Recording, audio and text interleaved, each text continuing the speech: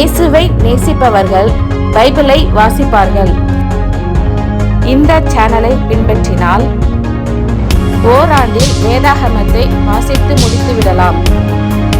Follow பண்ணுங்க, subscribe பண்ணுங்க.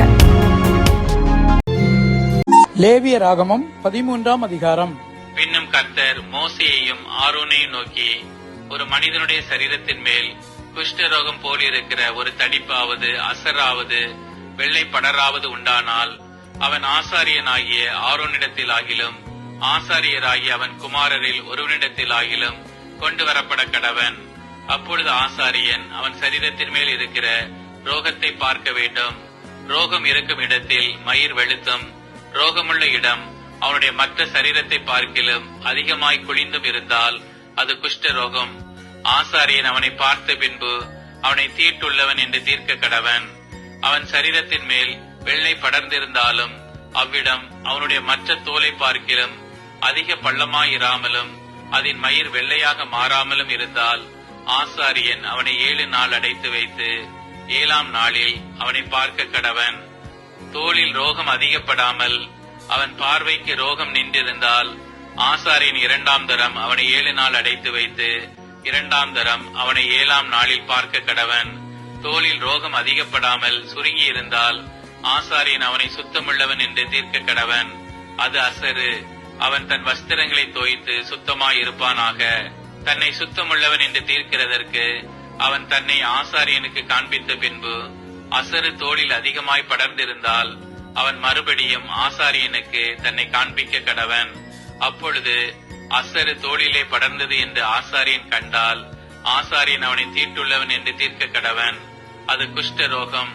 குஷ்டரோகம் ஒரு மனிதனுக்கு இருந்தால் அவனை ஆசாரியனிடத்தில் கொண்டு வர வேண்டும். அப்பொழுது ஆசாரியன் அவனை பார்த்து, தோளிலே வெள்ளையான தடிப்பிருந்து அது மயிரை வெண்மையாக மாற பண்ணிற்றென்றும் அந்த தடிப்புள்ள இடத்திலே ரண மாம்சம் உண்டென்றும் கண்டால் அது அவன் சரீரத்தில் உள்ள நாள்பட்ட குஷ்டம். அவன் தீட்டுள்ளவன். ஆதலால் ஆசாரியன் அவனை அடைத்து வைக்காமல் தீட்டுள்ளவன் என்று தீர்க்க கடவன். ஆசாரியன் பார்க்கிற இடங்களெங்கும் தோளிலே குஷ்டம் தோன்றி அந்த ரோகம் உள்ளவனுடைய தலை தொடங்கி அவன் கால் மட்டும் அது தேக முழுவதையும் மூடியிருக்க கண்டால் அப்பொழுது ஆசாரியன் பார்த்து, குஷ்டம் அவன் சரீரம் முழுவதையும் மூடியிருந்தால் அவனை சுத்தமுள்ளவன் என்று தீர்க்க கடவன். அவன் உடம்பெல்லாம் வெண்மையாய் போனபடியால் அவன் சுத்தமுள்ளவன். ஆனாலும் ரண மாம்சம் அவனில் காணப்பட்டால் அவன் தீட்டுள்ளவன். ஆகையால் ரண மாம்சத்தை ஆசாரியன் காணும் போது அவனை தீட்டுள்ளவன் என்று தீர்க்க கடவன். ரண மாம்சம் தீட்டுள்ளது, அது குஷ்டம். அல்லது ரண மாம்சம் மாறி வெண்மையானால் அவன் ஆசாரியனிடத்திற்கு வர வேண்டும். ஆசாரியன் அவனை பார்த்து, ரோகமுள்ள இடம் வெண்மையாக மாறினதென்று கண்டால் ஆசாரியன் அவனை சுத்தமுள்ளவன் என்று தீர்க்க கடவன். அவன் சுத்தமுள்ளவன். சரீரத்தின் மேல் புண் உண்டாயிருந்த ஆறி போய் அவ்விடத்திலே ஒரு வெள்ளை தடிப்பாவது சிவப்பு கலந்த ஒரு வெள்ளை படராவது உண்டானால் அதை ஆசாரியனுக்கு காண்பிக்க வேண்டும். ஆசாரியன் அதை பார்த்து அவ்விடம் மற்ற தோலை பார்க்கிலும் குளிந்திருக்கவும் அதன் மயிர் வெள்ளையாக மாறியிருக்கவும் கண்டால் ஆசாரியன் அவனை தீட்டுள்ளவன் என்று தீர்க்க வேண்டும். அது புண்ணில் எலும்பின குஷ்டம். ஆசாரியன் அதை பார்த்து அதில் வெள்ளை மயிர் இல்லை என்றும் அது மற்ற தோலை பார்க்கிலும் குளிந்திராமல் சுருங்கி இருக்கிறது என்றும் கண்டானாகில் அவனை 7 நாள் அடைத்து வைத்து அது தோலில் அதிகமாய் படர்ந்திருக்க கண்டால் அவனை தீட்டுள்ளவன் என்று தீர்க்க கடவன். அது குஷ்டம்தான். அந்த வெள்ளைப்படர் அதிகப்படாமல் அவ்வளவில் நின்றிருக்குமாகில் அது புண்ணின் தழும்பாயிருக்கும். ஆகையால் ஆசாரியன் அவனை சுத்தமுள்ளவன் என்று தீர்க்க கடவன். ஒருவனுடைய சரீரத்தின் மேல் நெருப்பு பட்டதினாலே வெந்து அந்த வேக்காடு ஆறிப்போன இடத்திலே சிவப்பான படராவது வெண்மையான படராவது உண்டானால் ஆசாரியன் அதை பார்க்க கடவன்.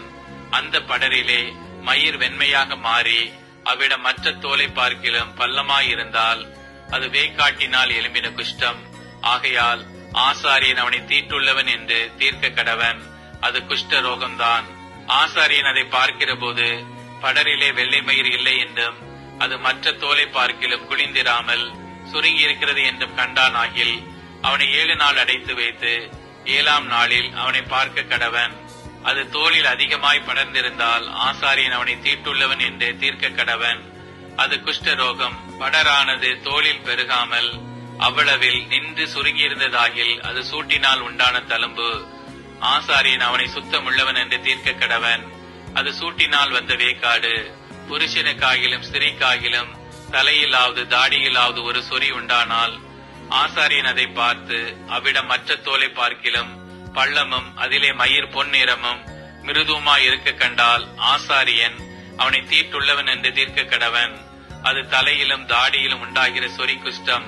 ஆசாரியன் அந்த சொறி குஷ்டத்தை பார்க்கும்போது அவ்விடம் மற்ற தோலை பார்க்கிலும் பள்ளமாயிராமலும் அதிலே கருத்த மயிர் இல்லாமலும் இருக்க கண்டால் ஆசாரியன் அவனை 7 நாள் அடைத்து வைத்து 7ஆம் நாளில் ஆசாரியன் அதை பார்க்க கடவன். அந்த சொறி இடம் கொள்ளாமலும் அதிலே பொன்னிற மயிர் இல்லாமலும் அவ்விடம் மற்ற தோலை பார்க்கிலும் பள்ளம் இல்லாமலும் இருந்தால் அந்த சொறியுள்ள இடம் தவிர மற்ற யாவையும் அவன் சிரைத்துக் கொள்ள கடவன். பின்பு ஆசாரியன் 2ஆம் தரம் அவனை 7 நாள் அடைத்து வைத்து 7ஆம் நாளில் அதை பார்க்க கடவன்.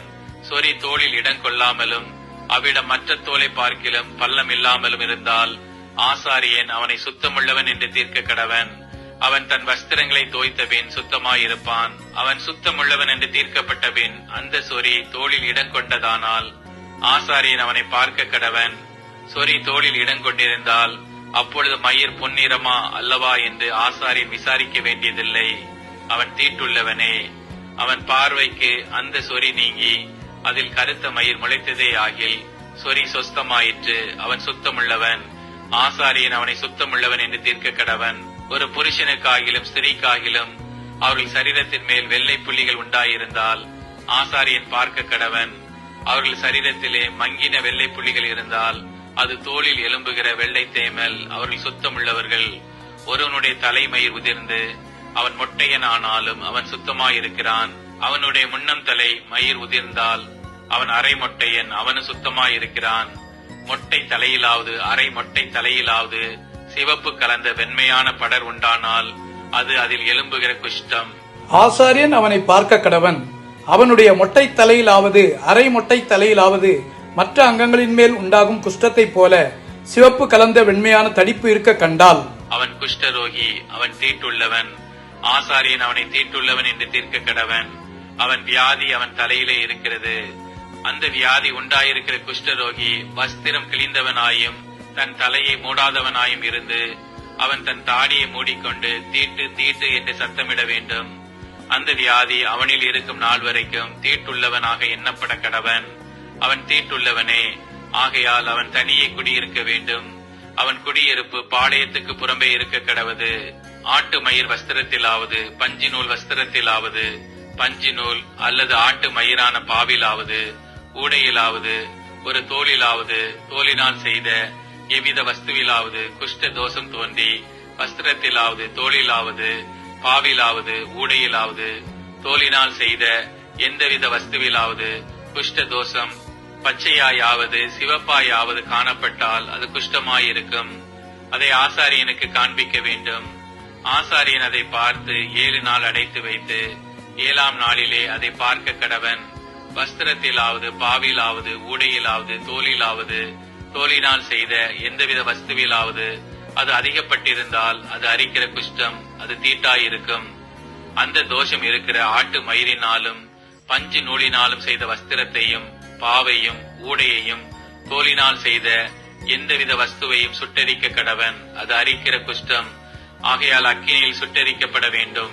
வஸ்திரத்தின் பாவிலாவது ஊடையிலாவது தோலினால் செய்த எந்தவித வஸ்துவிலாவது அந்த தோஷம் அதிகப்படவில்லை என்று ஆசாரியன் கண்டால் அப்பொழுது ஆசாரியன் அதை கழுவச் சொல்லி 2ஆம் தரம் 7 நாள் அடைத்து வைத்து அது கழுவப்பட்ட பின்பு அதை பார்க்க கடவன். அந்த தோஷம் அதிகப்படாதிருந்தாலும் அது நிறம் மாறாததாயிருந்தால் தீட்டாயிருக்கும். அக்கினியில் அதை சுட்டரிக்க வேண்டும். அது அவ்வஸ்திரத்தின் உட்புறத்திலும் வெளிப்புறத்திலும் உருவ அரிக்கும்.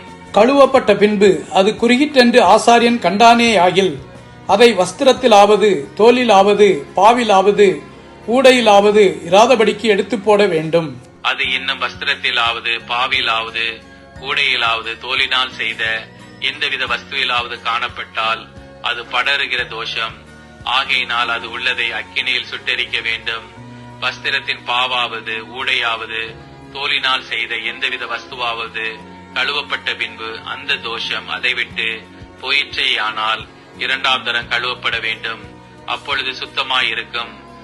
ஆட்டு மயிராலாகிலும் பஞ்சு நூலாகிலும் நெய்த வஸ்திரத்தையாவது பாவையாவது உடையையாவது தோலினால் செய்த எந்தவித வஸ்துவையாவது சுத்தம் என்றாவது தீட்டென்றாவது தீர்க்கிறதற்கு அதனுடைய குஷ்ட தோஷத்துக்கு அடுத்த பிரமாணம் இதுவே என்றார். லேவியராகமம் 14ஆம் அதிகாரம். பின்னும் கர்த்தர் மோசேயை நோக்கி, குஷ்டரோகியினுடைய சுத்திகரிப்பின் நாளில் அவனுக்கு அடுத்த பிரமாணம் என்னவென்றால், அவன் ஆசாரியனிடத்தில் கொண்டு வரப்பட வேண்டும். ஆசாரியன் பாளையத்துக்கு புறம்பே போய் குஷ்டரோகியின் குஷ்ட வியாதி சொஸ்தமாயிற்றென்று கண்டால், சுத்திகரிக்கப்பட வேண்டியவனுக்காக உயிரோடு இருக்கும் சுத்தமான 2 குருவிகளையும் கேதுரு கட்டையையும் சிவப்பு நூலையும் ஈசோப்பையும் வாங்கி வர கட்டளையிடக் கடவன்.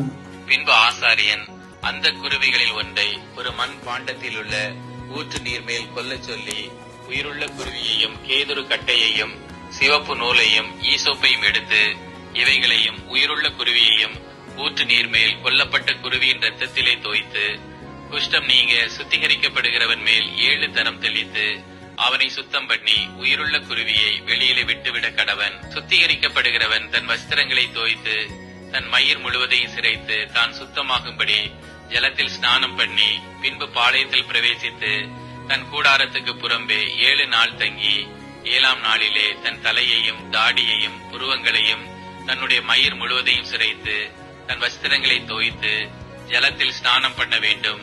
அப்பொழுது சுத்தமாயிருப்பான்.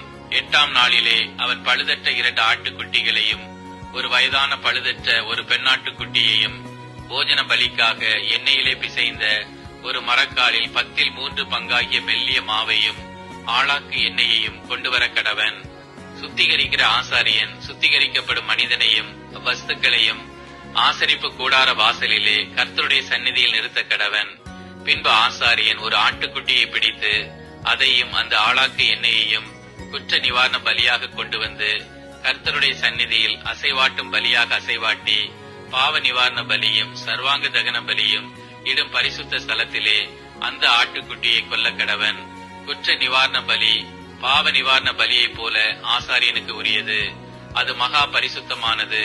அந்த குற்ற நிவாரண பலியின் இரத்தத்தில் ஆசாரியன் கொஞ்சம் எடுத்து சுத்திகரிக்கப்படுகிறவன் வலது காதின் மடலிலும் அவன் வலது கையின் பெரு விரலிலும் வலது காலின் பெரு விரலிலும் பூசக்கடவன். பின்பு ஆசாரியன் அந்த ஆளாக்கு எண்ணெயிலே கொஞ்சம் தன் இடது கையில் வார்த்து தன் இடது கையில் உள்ள எண்ணெயில் தன் வலது கையின் விரலை தோய்த்து தன் விரலினால் 7 தரம் அந்த எண்ணெயில் எடுத்து கர்த்தருடைய சந்நிதியில் தெளித்து தன் உள்ளங்கையில் இருக்கிற மீதியான எண்ணெயிலே கொஞ்சம் எடுத்து சுத்திகரிக்கப்படுகிறவன் வலது காதின் மடலிலும் அவன் வலது கையின் பெரு விரலிலும் வலது காலின் பெருவிரலிலும் முந்த பூசி இருக்கிற குற்ற நிவாரண பலியினுடைய ரத்தத்தின் மேல் பூசி தன் உள்ளங்கையில் இருக்கிற மீதியான எண்ணெயை சுத்திகரிக்கப்படுகிறவன் தலையிலே வார்த்து கர்த்தருடைய சந்நிதியில் அவனுக்காக பாவ நிவர்த்தி செய்ய கடவன்.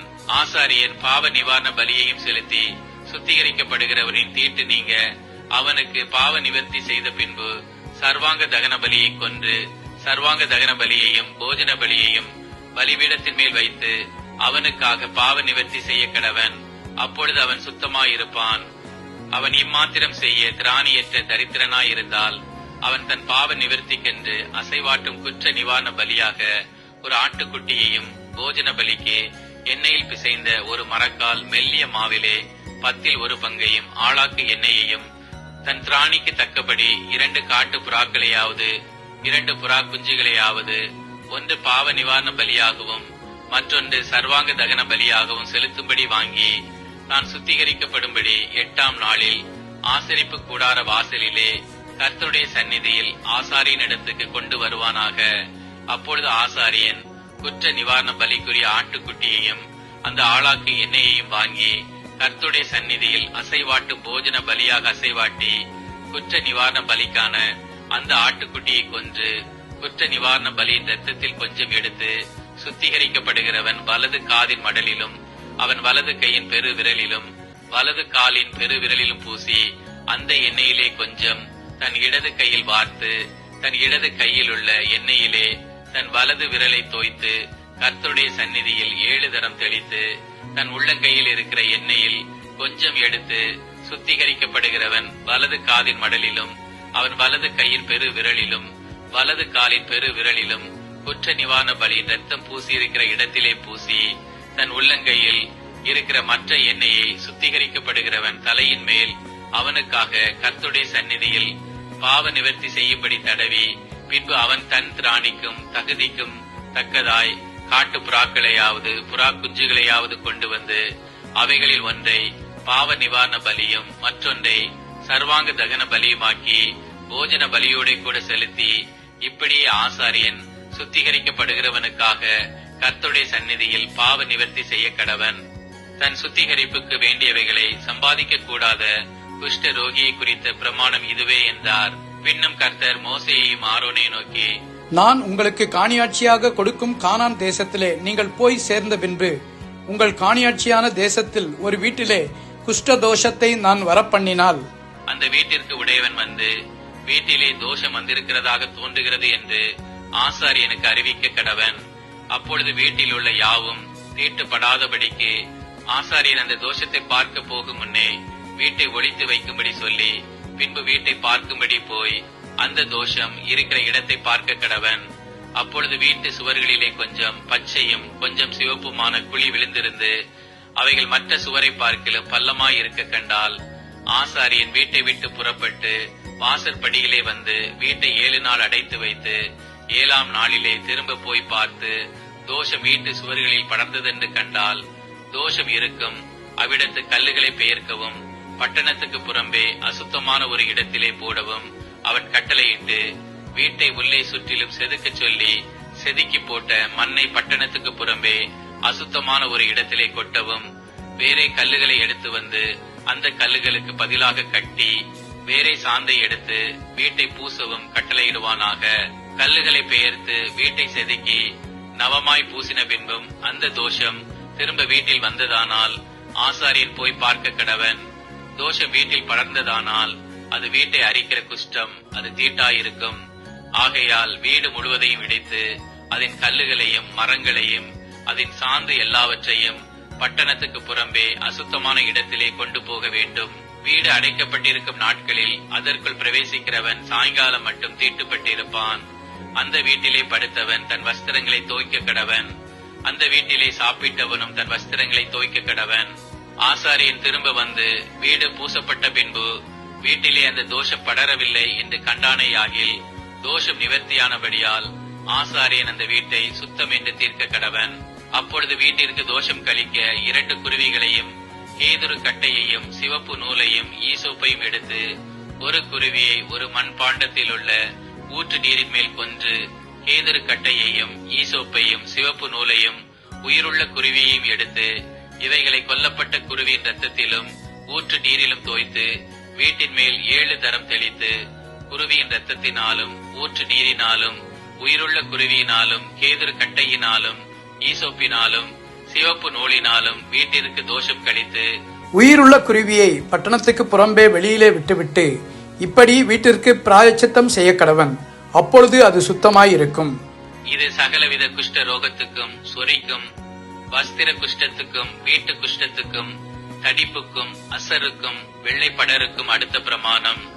குஷ்டம் எப்பொழுது தீட்டுள்ளது என்றும் எப்பொழுது தீட்டில்லாதது என்றும் தெரிவிப்பதற்கு குஷ்ட ரோகத்துக்கு அடுத்த பிரமாணம் இதுவே என்றார்.